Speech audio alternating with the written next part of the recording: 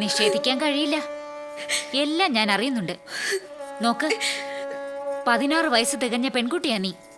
കൃഷ്ണനാണെങ്കിലോ ഗുരുകുല വിദ്യാഭ്യാസത്തിന് പോലും പ്രായമായിട്ടില്ലാത്തൊരു ബാലകൻ.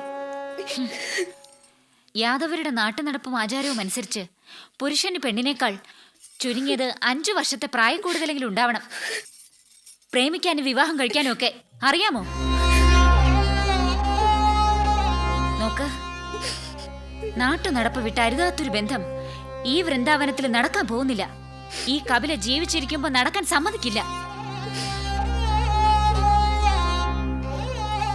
ഇനി കൃഷ്ണനെ കാണാൻ പോവില്ല എന്ന് എന്റെ കയ്യിലടിച്ച് സത്യം ചെയ്യുന്നത് വരെ നിനക്ക് ഈ വീട്ടിൽ നിന്ന് ജലപാനം ഉണ്ടാവില്ല. ഓർമ്മിച്ചോ?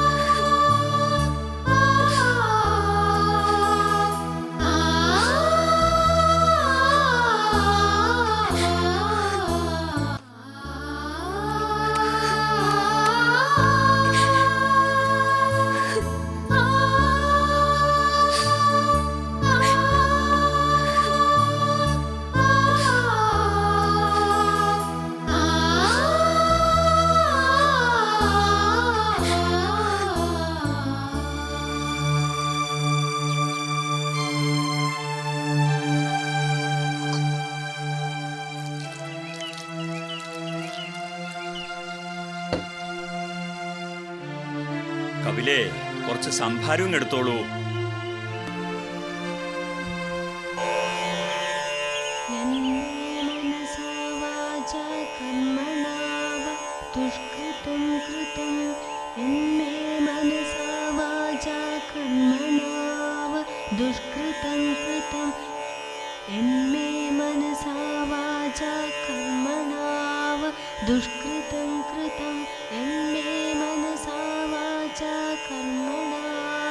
दुष्कृतं कृतं एन्मे मनसा वाचा कर्मणा दुष्कृतं कृतं यच्चाप्सु वरुणः स पुनः द्वकमर्षणः एन्मे मनसा. എന്താ മോളെ, ശ്ലോകം പിഴയ്ക്കുകയോ?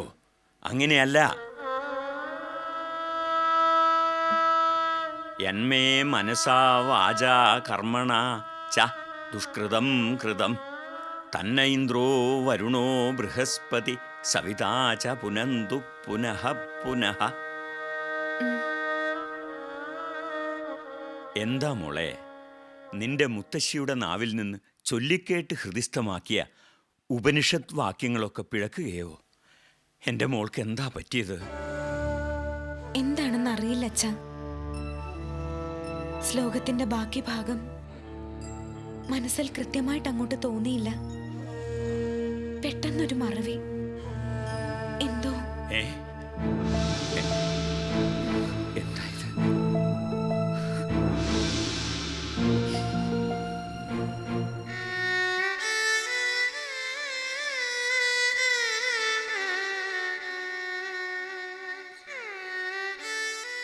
അച്ഛാ, എന്താ പെട്ടെന്നൊരു മൗനം?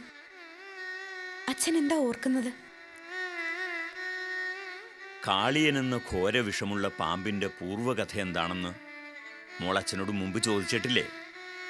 അച്ഛൻ പറഞ്ഞില്ലല്ലോ. ഇപ്പോഴാണ് കാളിയന്റെ പൂർവ്വകഥ പറയാൻ പറ്റിയ മുഹൂർത്തം. അച്ഛൻ ആ കഥ പറയാം. ഇപ്പോഴത്തെ മുഹൂർത്തത്തിന്റെ പ്രത്യേകത എന്താണച്ഛാ? മോളെ, ഒരു പുരുഷന് ഒന്നിലധികം ഭാര്യമാരുണ്ടായാൽ ആ ഭാര്യമാർ തമ്മിലും അവരുടെ മക്കൾ തമ്മിലും ഉണ്ടാകുന്ന ഒടുങ്ങാത്ത അസൂയയുടെയും പകയുടെയും മതമാത്സര്യങ്ങളുടെയും കഥയാണ് കാളിയൻ്റെയും കഥ. ഈ ഭവനത്തിൽ നടക്കുന്നതും അതുതന്നെയല്ലേ മോളെ?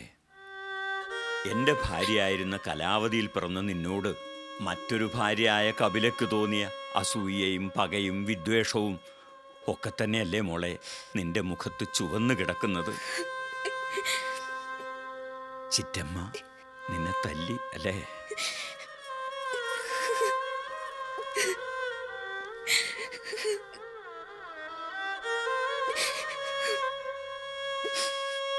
ॐ